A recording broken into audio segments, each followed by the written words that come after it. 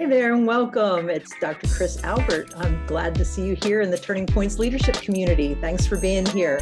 Hey, this week's theme is all about intentional leadership. And I'd like to share with you some thoughts about this concept of intention around leadership and really where it kind of links into my beliefs.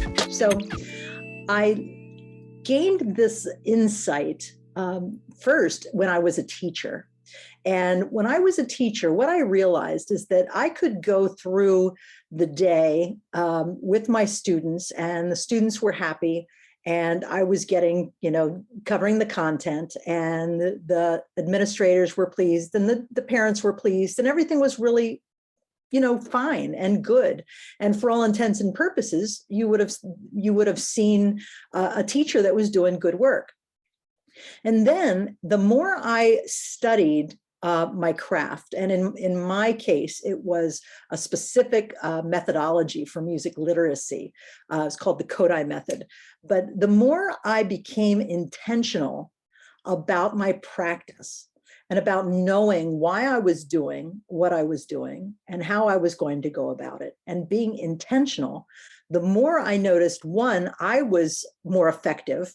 My students were actually learning more. The joy in my classroom became more apparent, and everything seemed to come together in a cohesion that wasn't there when I was just going through it naturally, going through the practice naturally.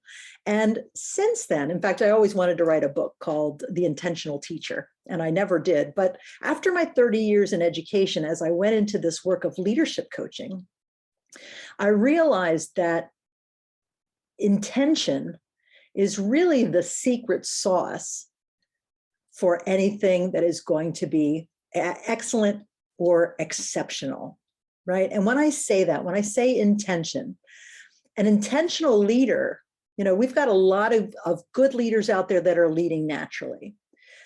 One of the things as leaders that we want to do is we want to help other people and I don't like the word other folks whom we influence.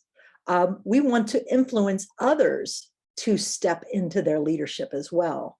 And the only way that we can do that is through this understanding of, one, what it takes to be an exceptional leader, and not only what it takes from an understanding perspective, but to actually know what it looks like, how to actually go about it, how to apply it, how to evaluate whether or not we're actually doing it well and whether that leadership is effective, and creating ways of leading other people. So there's this intentionality around being a teacher, being a leader, anything that you do. I want you to be very aware that this intentionality, there's a distinction that when you are intentional, when you engage in something mindfully and intentionally and with a focus on what you're doing, why you're doing it, how it works, why it works, and also how you might also influence others